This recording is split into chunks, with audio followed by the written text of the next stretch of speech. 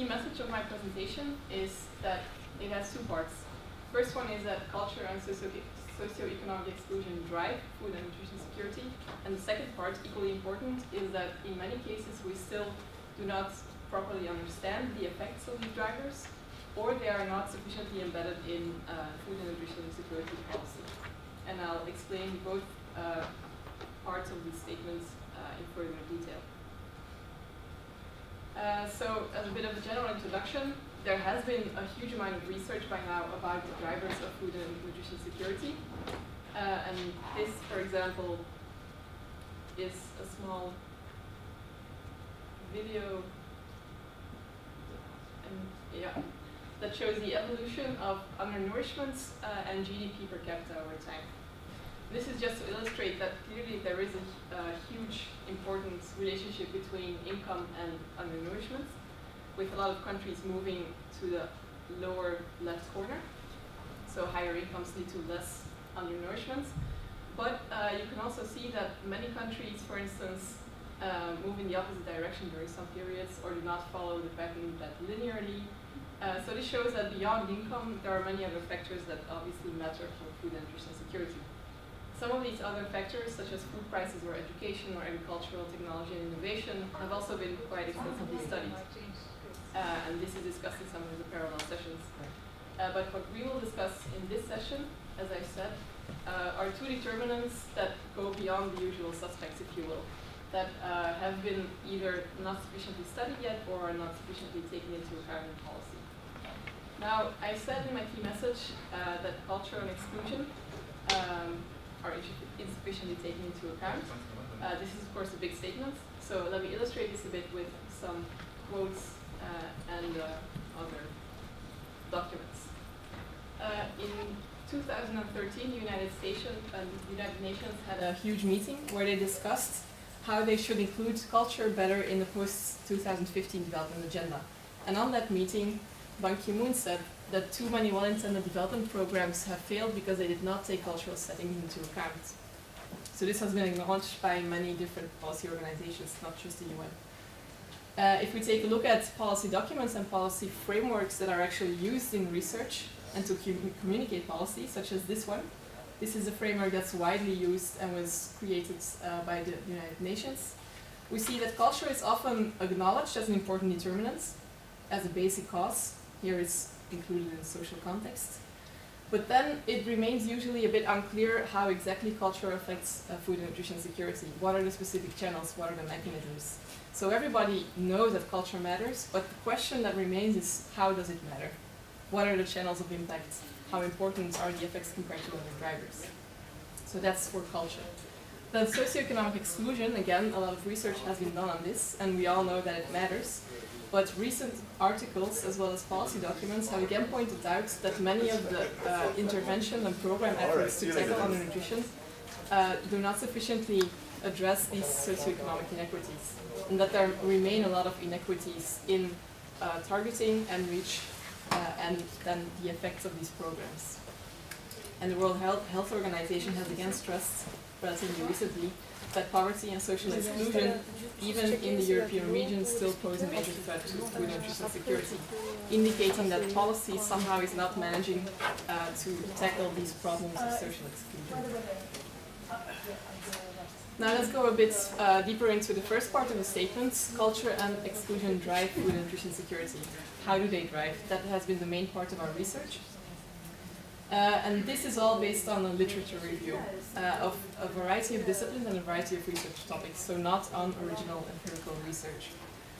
I'm highlighting here a couple of the findings of this literature review. One is, of course, that there are many channels of impact, meaning culture affects food and nutrition security in many, many different ways. And some of these are typically cited as examples, like child feeding, breastfeeding, and intra-household food distribution, but there are many other channels through which culture affects food and nutrition security, and not only on the demand side, but also on the supply side, how food is produced, for instance. Some other channels of impact that do not relate directly to food, but more to health status or health services. What we see in the literature is that the demand for healthcare, for instance, depends a lot on cultural models about illness and health. And these can be physical or in many cultures also metaphysical. And in these cases, biomedical medicine, which is conventional in the industrialized world, may not be seen as competent to deal with certain illnesses. And this all affects what type of healthcare is sought and when and in what cases. And then obviously has an effect on health status. Another aspect that is, in our view, very interesting is the topic of food processing, storage, and cooking techniques. Obviously, these are very intimately related to culture. Often people adopt these techniques from their parents or through general socialization into a certain community or cultural group. And these can have a huge impact on nutrition outcomes, especially if you look at traditional techniques.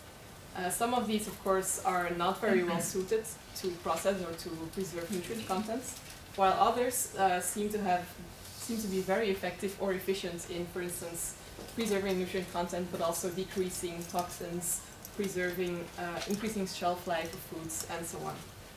Just to illustrate this a bit, if you look at cassava, which organically contains cyanide, which is a very powerful toxin, it's processed very differently around the world, and some authors have compared these different techniques and have found that the differences may be up to 20 times higher content of cassava post-processing.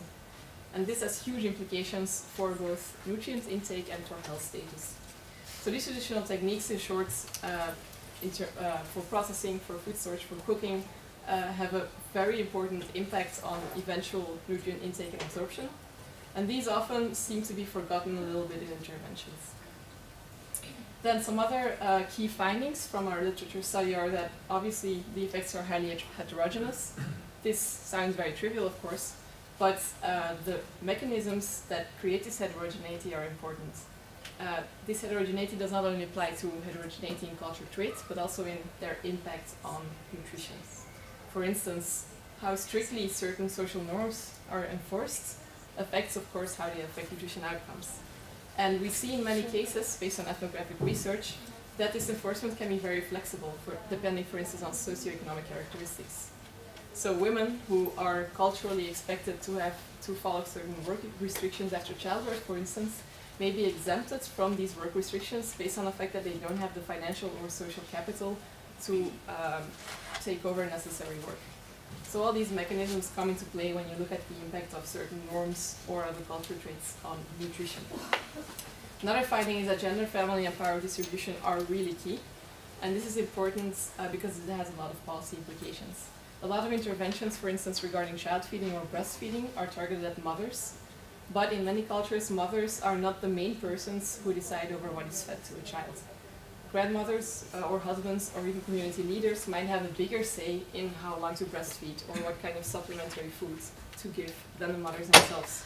So if these power distributions and these gender roles or family roles are neglected, you might be mistargeting a lot of your interventions. Decision-making power also matters a lot because it is strongly related to enforcement. Who decides, for instance, over healthcare matters may have an effect on how strictly taboos are expected to be followed.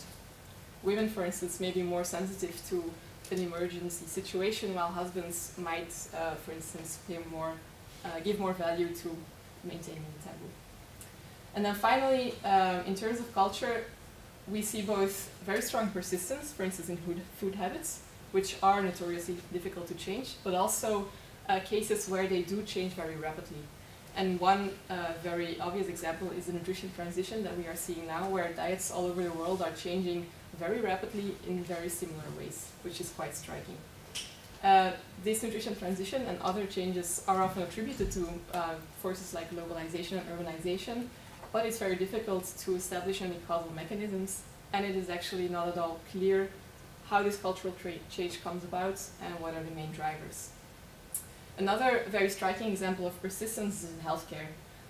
Technological innovations and the Western healthcare model has spread around the world and has changed or transformed the health sector in many countries. But we see that in many countries there is also a very persistent demand for traditional health services. And this does not only apply to poor settings, such as many sub-Saharan African countries, but also to countries where biomedical medicine is accessible and affordable, like Singapore or South Korea, where 80% of the women still relies on traditional healthcare for certain matters. So this duality of persistence and rapid change is both challenging because it makes it very hard to figure out how culture changes and when it changes, but it also creates a lot of opportunities for policy intervention.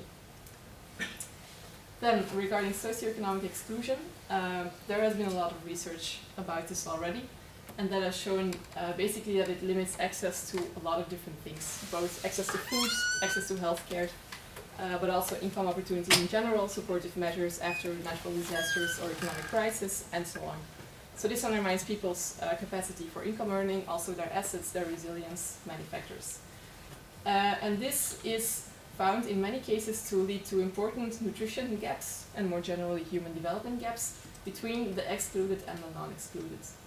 A very striking example of this is the situation of indigenous peoples worldwide, where different authors in recent years have referred to a global nutrition and health crisis, because the gaps in nutrition and health are so enormous between communities of indigenous peoples and country averages, as is the case, for instance, in the Americas. But of course, many other factors could lead to exclusion, including age, gender, sexuality, being a minority, and so on. Now, we've also focused a little bit more on the EU, also to illustrate that this issue of exclusion persists in many settings that we see as high-income settings. And in the EU, we generally find that many groups, like single mothers and elderly, and again, ethnic or religious minorities, suffer from social or socioeconomic exclusion. And this translates into, for instance, lower diet diversity, higher shares of expenditures on food, and general poverty, of course. To give you a few examples of this, the elderly have quite high malnutrition rates compared to the general population, and among the hospitalized elderly, this increases sometimes to astoundingly high rates. And this is probably because elderly are often socially isolated and when they're hospitalized especially, have less family networks and social support to rely on. The Roma is another very striking case, which are among the most marginalized and excluded populations in Europe, and this will be further explained in the next presentation. And the numbers speak for themselves. I think these numbers are very high compared to the general population. There's also a big difference between EU 15 states, for instance, and new member states. This graph shows the people at risk of poverty or social exclusion, and as you can see, the top 10 consists mainly of new member states, and those EU 15 countries that are in here are basically the ones that were hit the hardest by the economic recession. So you see that for some countries, almost a third or more of people are at risk of becoming poor or socially excluded, which are high numbers. Again, looking at the Roma, more specifically in the case of Romania, these numbers again show that there are huge gaps between the Roma in terms of food insecurity, in terms of the share of expenditure spent on food, and so on. So these numbers clearly show that there is an issue of excluded populations and persistent gaps in nutrition and development outcomes. Now, what can policy do about this? Or why should it do anything about this? We've seen that it has been widely acknowledged now that culture should be taken into account, and the failure to do so actually explains a lot of failures of interventions. There has been a recent study of the effectiveness of different nutrition interventions, and for instance, the use of culturally inappropriate foods or the neglect of intra-household food distribution patterns has been identified as a very common cause of the failure of supplementary feeding programs. The same goes for mistargeting or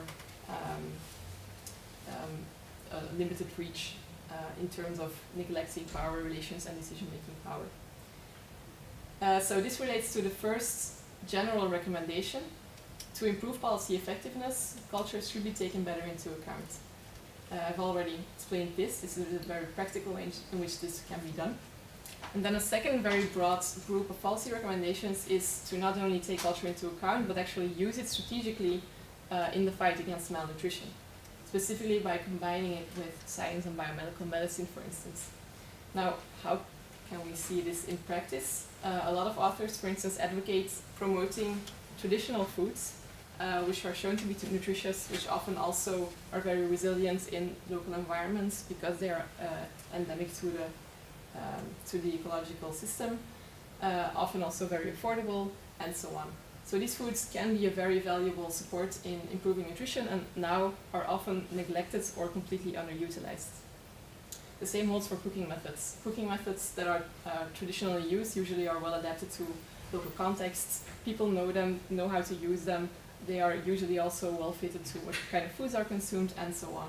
So these techniques can be very valuable and can also be improved, for instance, by scientific experimentation to improve safety issues or storage possibilities and so on.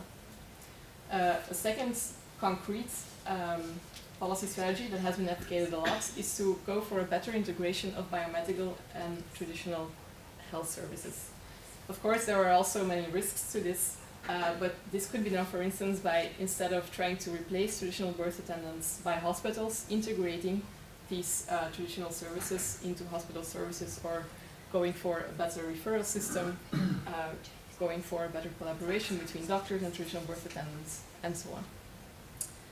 Then, regarding socio-economic exclusion, the most important knowledge gaps that we have right now is not what the causes are and what the consequences are of exclusion, we know this, but how can we solve this? This seems to be a problem that persists in policy even now. Now, one way to do this is, of course, to improve the quality of food supply in rural areas. The question of how to do this practically is a bit more difficult. But something that's very straightforward, for instance, is to improve the food supplied in care homes or hospitals, which today often does not follow the most recent scientific evidence on what is healthy food, and is a very easy thing to adjust. Another thing that has been said to be very important in literature is to ensure access to culturally appropriate foods. And that applies not only to indigenous peoples, for instance, but also to populations like the Roma in Europe. Then something that is more related to recent events is, of course, the issue of migrants and displaced persons. Both culture and socio-economic exclusion might be very pressing issues for resettled refugees, for instance, or immigrants. And it has been shown, actually, that especially resettled refugees face a lot of cultural barriers in terms of navigating new food environments, accessing different types of health services, and so on. So especially for this group, it might become very important to take these two factors into account and especially into policy. That was it.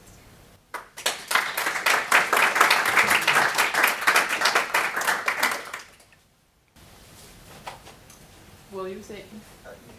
Thank you very much, Elena. We'd like to invite Professor Pokrivcak from the University of Nitra, Department of Economic Policy, to provide you with his insights. Okay, good morning, ladies and gentlemen. I'm very pleased and honored that I can give a talk about food consumption and diet quality choices of Roma in Romania. It's our joint work by teams in Slovakia and in cooperation with a Romanian team. Actually, there is a lot of research on food insecurity in developing countries. However, marginalized and low-income groups in transition and developed countries also are exposed to food insecurity, and undoubtedly Roma belongs among such vulnerable groups. Professor, could you use the mic? Okay, sorry.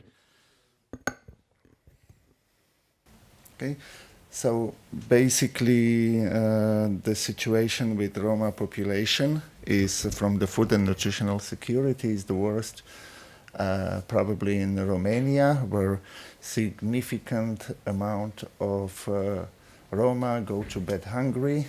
Romania is followed by other countries like Italy, maybe Greece, etc. But the worst situation with food and nutritional security of Roma ethnic group, according to many researches and according to literature, is in Romania. That's why we basically studied Romania. There is like 30% of Roma, of all EU Roma live in Romania, which is 10%, this is an estimate of Romanian population, and 75% of Romanian Roma are below poverty line, and the Roma population faces discrimination by racism, exclusion from labor market, and inadequate access to healthcare or education. High share of Roma are segregated somehow, and that's why this is a huge problem, and especially in Romania. In EU, basically there are some literature, and in EU there is not much detailed research, or the research doesn't go into specifics. However, some studies on food and nutritional security in the US have been done, and especially on diet choice and diet quality. But basically, this food and nutritional security is being explained by mainly incomes, working status, unemployment, which is basically economic, demographic, and this kind of traditional suspects, as it was mentioned in the past. However, our objective is how institutions, informal institutions and discrimination, as well as other forces, affect diet choices of Roma people in Romania. Specifically, we focus on dietary diversity, which proxies diet quality. So the more diverse diet, the higher the quality of food, or the higher the quality of diet. Okay? So basically, we measure how institutions and Roma discrimination and marginalization affects diet quality of Roma. We measure diversity in diet diversity by count of consumed items, or by Simpson index or entropy index, different ways, but basically the same results are obtained. And we compare Roma in Romania with Romanians, Hungarians, and other minorities living in Romania. And food diet quality is studied by counterfactual analysis, which was introduced by Oksak and Blinder. Data is provided by Romanian Household Budget Survey for years 2004 and 2011. Okay, so what are the Roma, what are the specifics of food consumption of Roma that differentiate them from non-Roma? And we explain it with two features: Roma informal institutions, which is called in general Romania, and discrimination. Romania is a set of informal rules that govern conduct of Roma and their relationship to non-Roma. On the other hand, discrimination, in our explanation, causes economic marginalization, which forms a barrier for Roma into mainstream economy. These two features interact. Actually, informal institutions are strengthened by discrimination. Let me more explain what we mean by informal institutions. Romania is customary, oral, self-enforcing, coexisting with national formal institutions. It affects all aspects of lives of Roma people, including food consumption. And how it affects it, it creates certain social boundaries.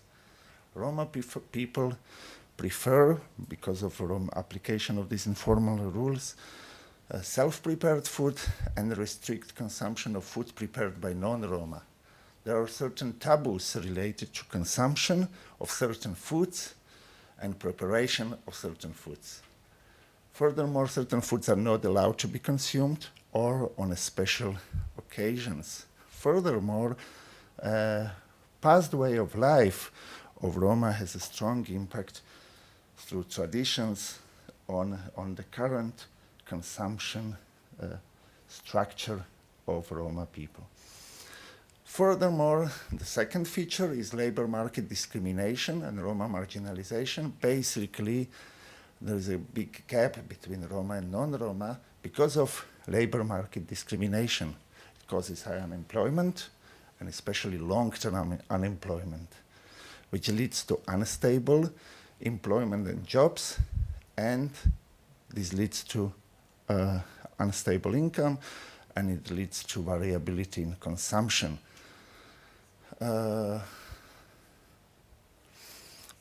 We basically state that different consumption is due to significantly different conditions of Roma.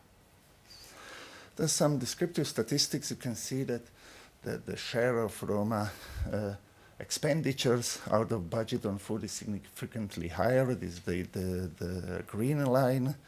And we use different measures of food diet diversity.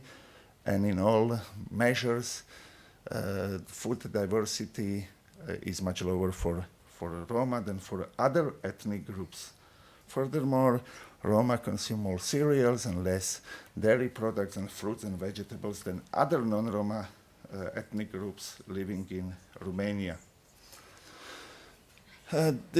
We basically use Blinder-Oaxaca decomposition, which divides the mean diet quality differential between Roma and non-Roma into two parts. One is explained by group differences in observable characteristics, such as income, prices, or education. Roma consumption is different because they have lower income or education, etc. The other part is unexplained, which is a measure of impacts, in our case, of specific Roma institutions, discrimination, and marginalization of Roma people. So basically, we are interested what can be explained by traditional variables and what cannot be explained.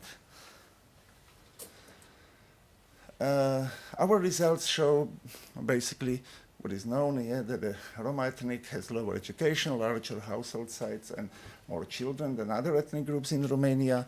Roma purchase cheaper food and have lower incomes than Romanians or other non-Roma minorities. Basically, this is explained part in diet differential between Roma and non-Roma. However, and we found out that the gap between Roma and non-Roma is substantial, and only 1/3 of this gap can be explained by traditional variables like income, education, etc., etc. Huge amount of the gap cannot be explained, like 2/3 of the gap is attributed to unexplained specific Roma factors. With these explained variables, there is obvious kind of conclusions that the Roma diet diversity would increase and Roma diet quality would increase if income rise, if employment of Roma increases, if share of Roma income from salaries increases, and if share of food expenditures to income of Roma decreases. Education also plays an important role. However, our finding is that 2/3 is not explained, and when we study the gaps between other ethnic groups, basically we can almost explain everything, but for Roma 2/3 are not explained, and policymakers need to take into account also how the individual choices are impacted by, in our case, informal institutions and norms and histories and the marginalization of Roma. So basically our policy recommendation is that policy that will target only economic determinants may not be fully successful in improving Roma food diet if informal institutions and norms remain unaltered, because 2/3 of the gap cannot be dealt with dealing with just traditional variables. And our also major policy recommendation that discrimination needs to be coped with, and this is a major problem in society in Romania and other countries in Europe, and it also affects strongly food and nutritional security of that ethnic group. Thank you very much.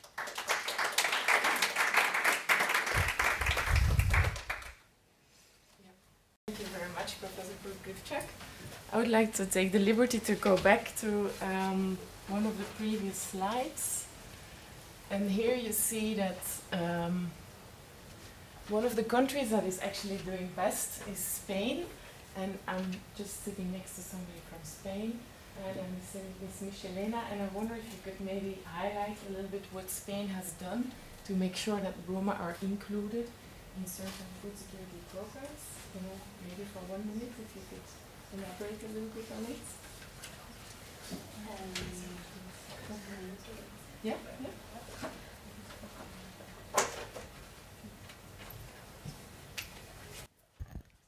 Hello, my name is Elena from Make Mothers Matter. I was not supposed to talk in this session, but voila, here I am. I was just sitting next to my neighbor, and I was just shocked by the numbers. And what I was saying, the difference between Spain and Romania, where we have the biggest population of Romanians actually in Spain, I don't know if you have 200,000, and many of them are Roma. And I was saying, of course, there's stigma and discrimination, but we have Roma in Spain since over 100 years, and they have been taking a number of policies to really try to integrate them. So, of course, food insecurity is not only giving them food and teach them how to, but it's really giving them a way to integrate into society so they can have jobs, and they're not only doing participated in the informal economy, but you have lawyers, you have all sorts of people. So it's just giving them opportunity to integrate into and do studies, university studies. So because this is just a sign of exclusion, but they cannot eat because they don't have a proper income, and traditional roles probably are more, what would you say, installed and are difficult. So it's just, I think, changing and integrating them into the community and not really tackling only the food problem. It's because it's part of a bigger issue. If you have interest, I can do a little research and tell you exactly what it has done. But I just saw a program on television in Spain a month ago, and they were explaining about all the things that they participated. But it has been, it's not an action that has happened kind of in 1 year, 5 years, 10 years. They've been doing this probably for 50 years or something. So it's difficult to say which is the action who really trigger that change. But I'm sure that there are things that can be learned from. So if you're interested, I can maybe send you some information. Thank you. Thank you very much. I would like to invite the panelists to come sit in front, and I would like to invite Ms. Nathalie from the AGRI,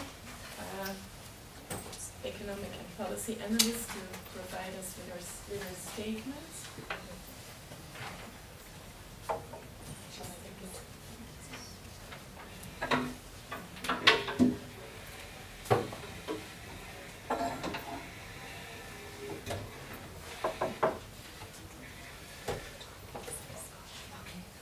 Thank you very much for two fascinating presentations on the cultural and socio-economic exclusion and on the specific case of the Roma. And I'm very happy to have the opportunity to make a few comments. Working for the European Commission, obviously I'm interested in the policy implications of all of these issues. And first of all, I have to say, probably something we all already know is that we don't really have any food and nutrition policy at EU level.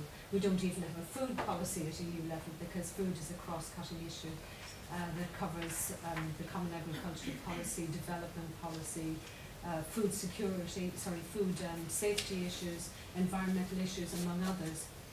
But nevertheless, I did want to say a few comments about food insecurity or food and nutrition security in an EU context. You touched on something, Elena. You mentioned policy issues, that one thing you'd like to see was improved quality of food supply in rural areas. And I suppose that's something that we would like to think is at the forefront of our goals within the Common Agricultural Policy and within EU agriculture. That our overall objective is to ensure the availability of food, which is first and foremost in terms of determining food security. So our aim is to achieve, to guarantee longer term an agricultural production that in a way that's done sustainably and has minimal impact on the more vulnerable members of society and vulnerable countries.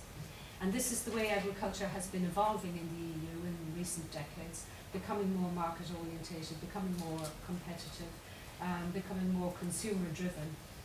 And policy has gone along with that. Policy is more about market orientation and less about guaranteeing market prices to producers. And of course prices have been falling, support prices have been falling, so that now we are following the market. So our contribution, I would say, is in terms of enhancing competitiveness, in terms of driving towards market orientation, is to enable the industry to supply longer term sustainable and quality food, not only within the EU, but also to make it available in terms of export opportunities. And turning specifically to the EU question of food nutrition, it's more a question, I think, about access and utilisation of food rather than the availability at overall EU level. And of course food insecurity remains a problem for many, as has been highlighted. And the economic crisis has made the situation worse, with the more vulnerable groups spending a bigger proportion of their household budget on food.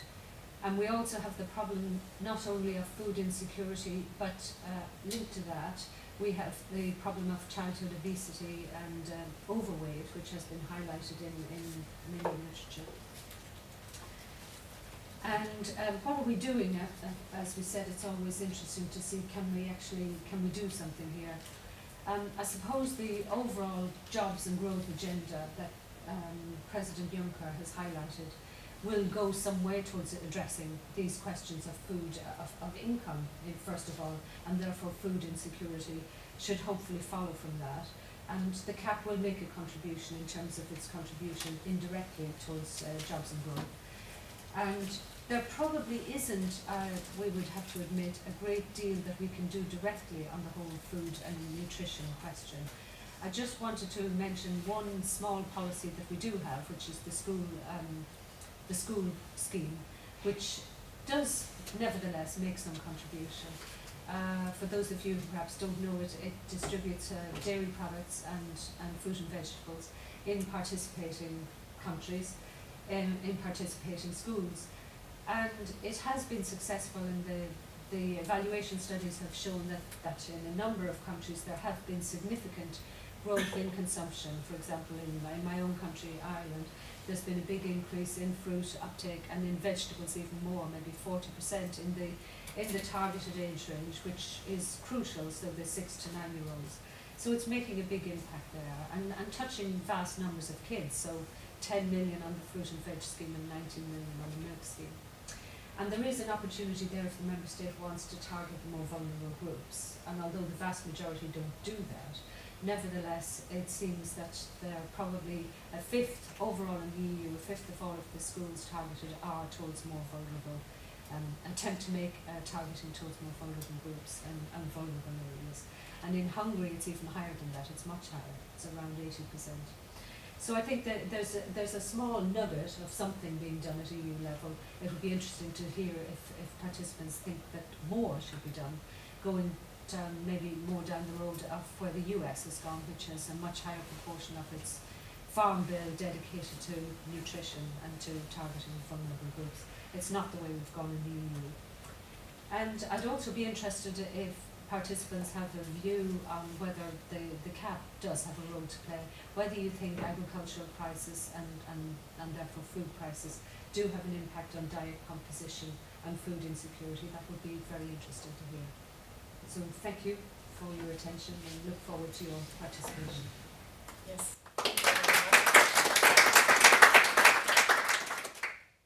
Thanks to all of you for interesting presentations and interventions. I'd like to open the floor and invite the audience for questions.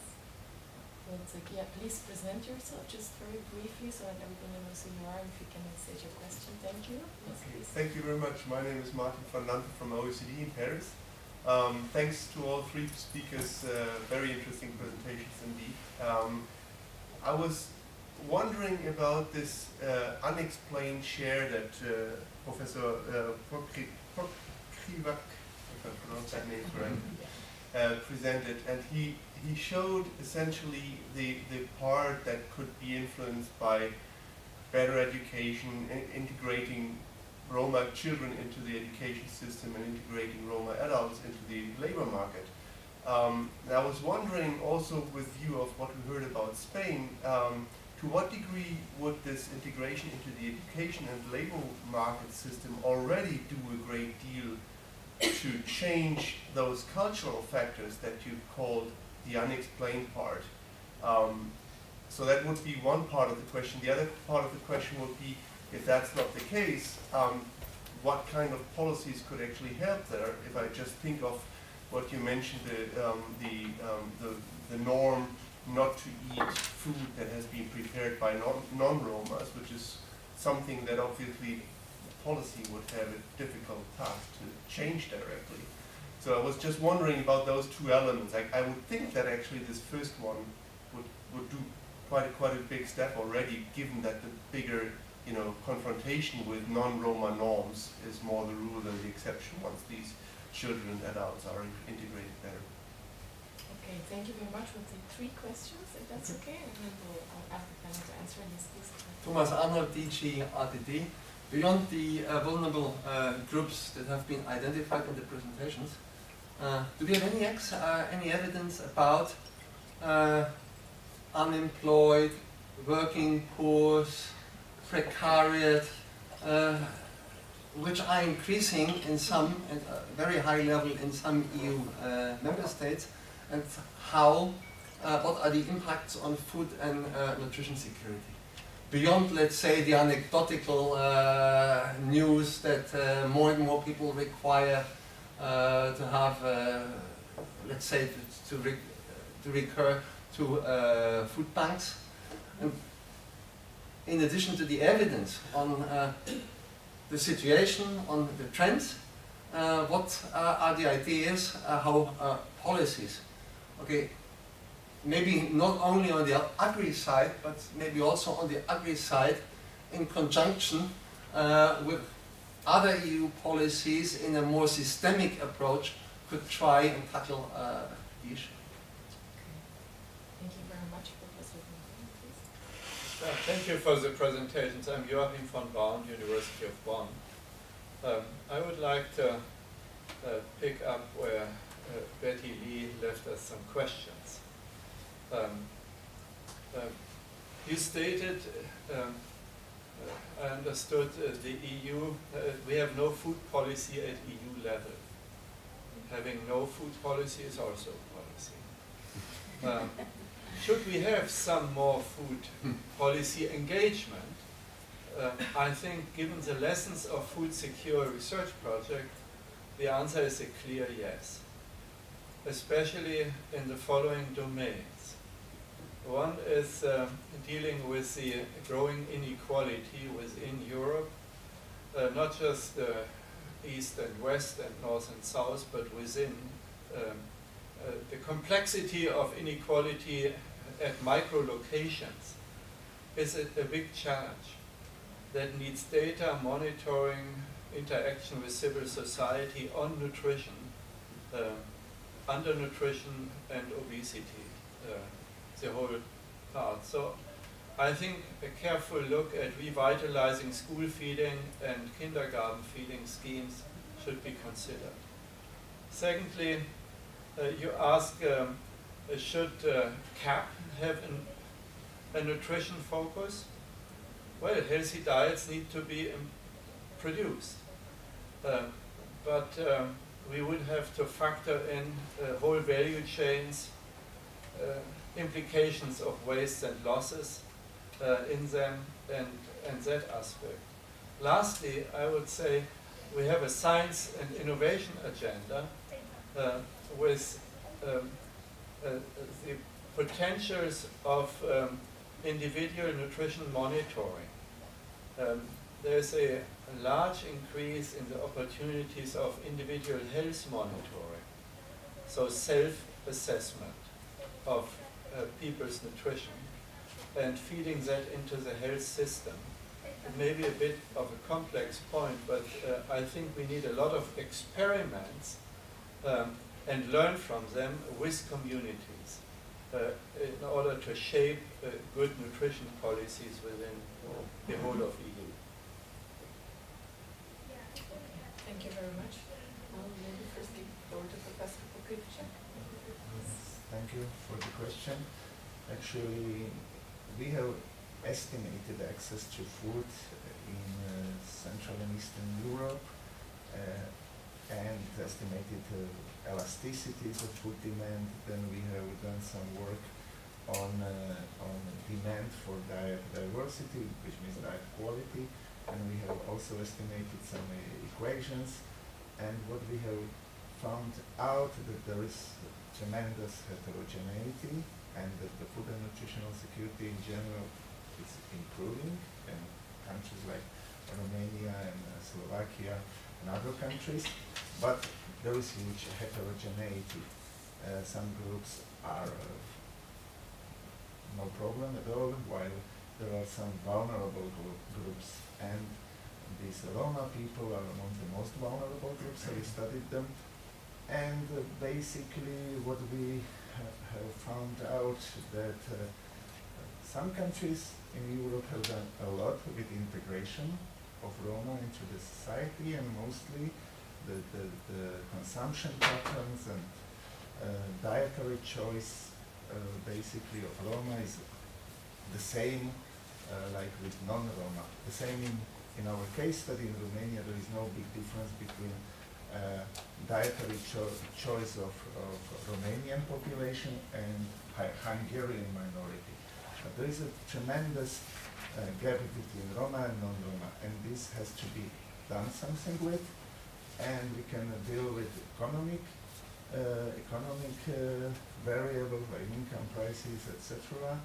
But in the long run, we have to. Our policy recommendation is that some countries need to do much more with the integration of Roma, because, and also this marginalization of Roma is associated with their stress and their focus on informal, non-formal institutions. More integrated Roma people basically don't have such constraints like less integrated Roma people. So a lot of needs to be done to deal with the food and nutritional security problems with respect to these aspects, because these aspects, in our case, because of these aspects, 2/3 of the lower quality diets cannot be basically explained for Roma. So that's kind of policy message, that focus on integration, focus on marginalized Roma communities and bring them into the mainstream economies, not to solve it kind of in isolation from the mainstream population, or majority population, I mean. And Professor, can I ask you, because it was also about education policies, do you think integrating them would solve all the problems? I mean, they have some cultural beliefs that maybe they should not eat food not prepared by non-Roma. Do you think by this will kind of more education develops, like all ethnic groups have some taboos, etc., and develops. So this can be done with development, but then policy. If there are cultural differences between ethnic groups, that the national policies or common agricultural policy, I don't know whether it can be included, but generally just like hospitals, so like schools can take into account these cultural differences, and in my opinion many countries don't do much about this.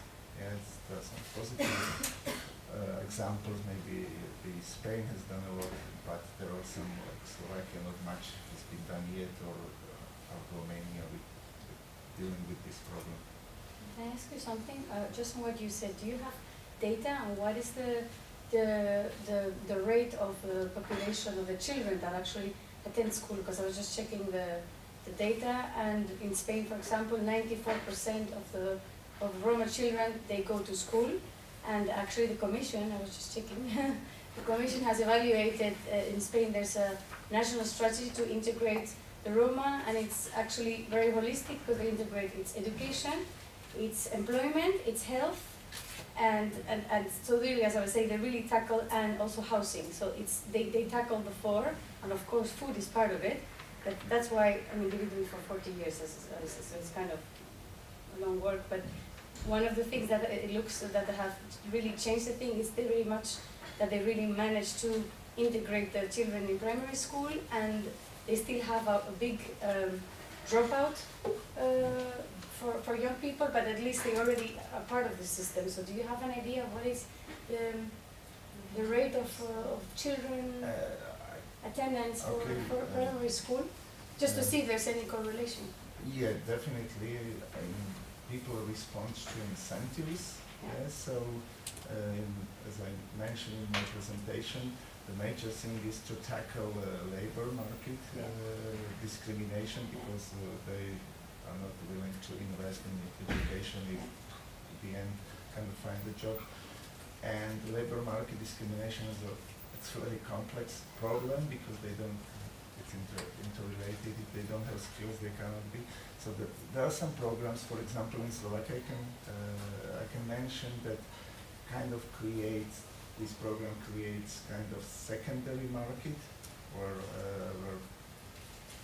municipalities are involved, and they hire those people who have been long-term unemployed and live in a desperate situation, just to first participate in secondary market and then go to the normal labor market. And this has a very positive effect on education and participation in school, etc.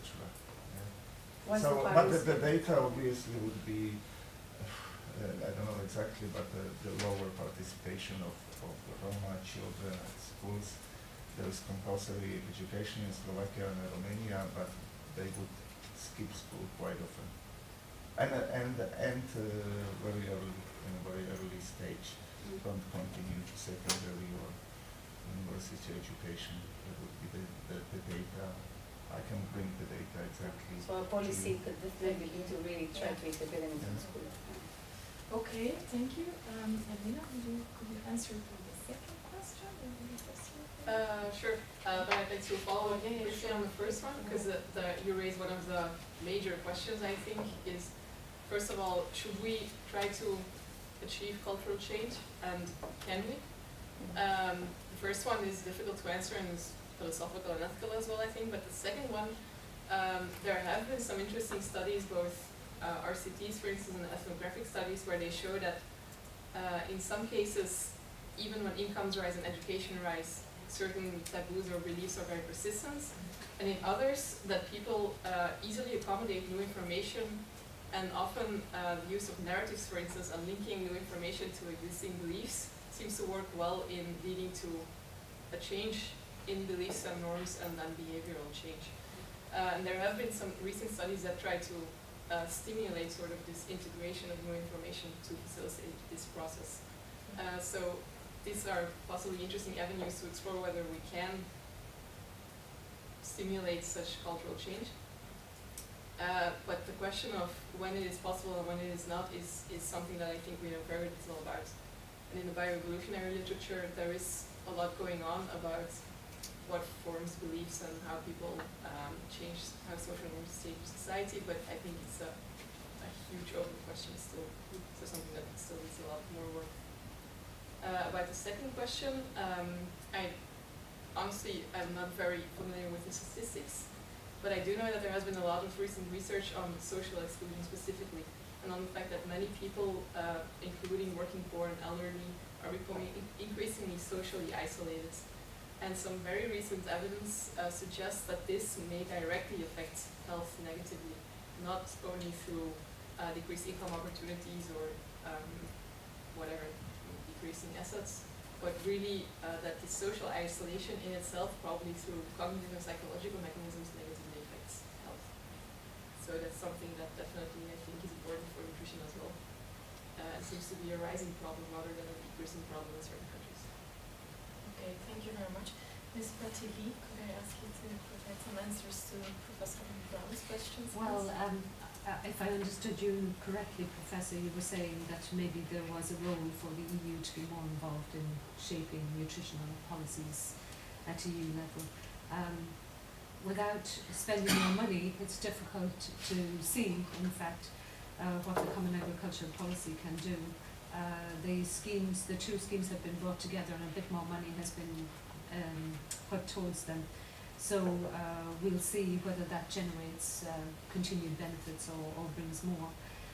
Of course, there's always an opportunity when the CAP is reformed next time round, post-2020, to see whether there could be a real shift in orientation towards some of the issues that we're discussing now. But for now, it's fixed until that moment. Of course, within DG Sante, there are some efforts being done across the member states. So there's a strategy to deal with nutrition, overweight and obesity-related issues. So there's a member states forum going on, and there's also a platform for action on diet with the major food companies.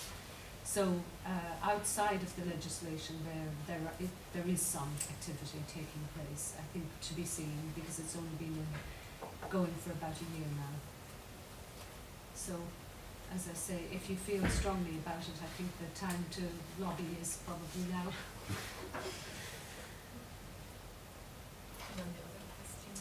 So was there yes, the health tracking of individuals, to be honest, I don't feel that I'm the right person to deal with the question, because maybe there are parts of the Commission that are involved in this issue. I'm not aware of it.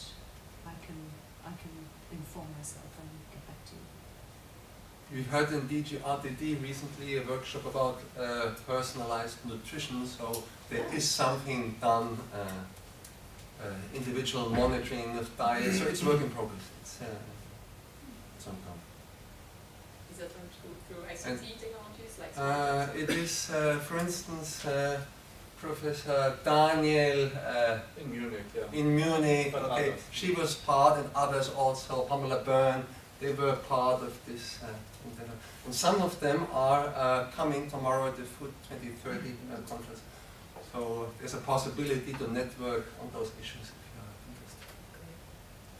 Okay, thank you very much. Maybe you know a little bit more about it also. Yes, but that's too detailed a point. If I may follow up on the, I'm not dominating so much. Very few countries have done a solid report on their nutrition and hunger situation inside the EU, inside Europe, I'm saying. One is the UK. The multi-party parliamentary report earlier this year, I think, set very high and interesting standards. Maybe the Commission could facilitate that other countries follow that role model, following similar standards, so that we get comparable, policy relevant documentation where policy making is involved from the beginning and not only approached later by a scientific report. That would maybe be a high payoff, low cost coordination effort by the Commission. Okay, thank you very much. We'll take one more question. Yes, please, sir.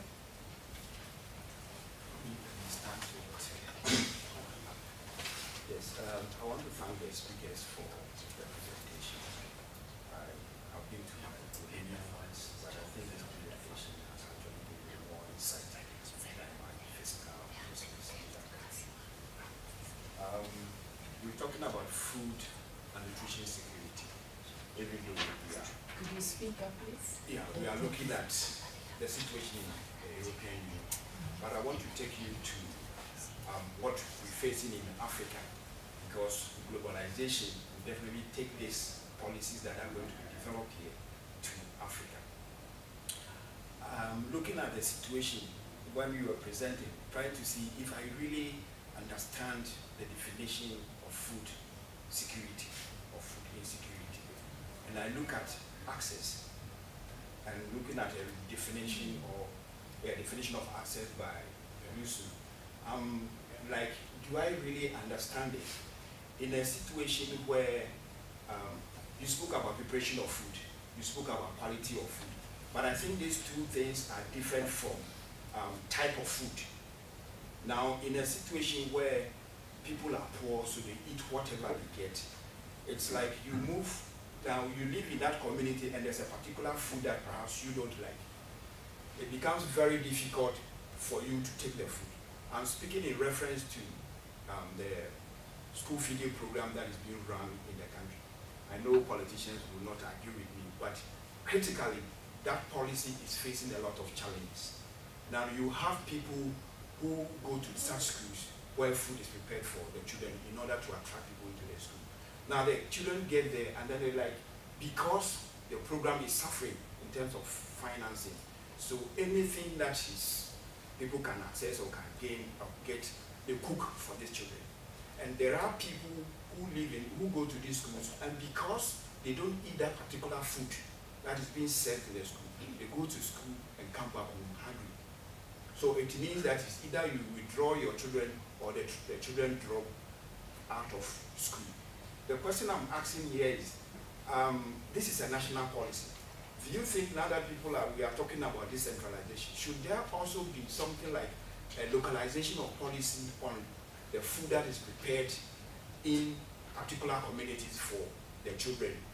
I'm looking at this also from the angle where if we localize the food that the children eat in school, it could also trigger food production in a particular crop in that community. So do you think it's to be a good thing to look at, or we still have to go by the national policy? Thank you. Okay, thank you very much.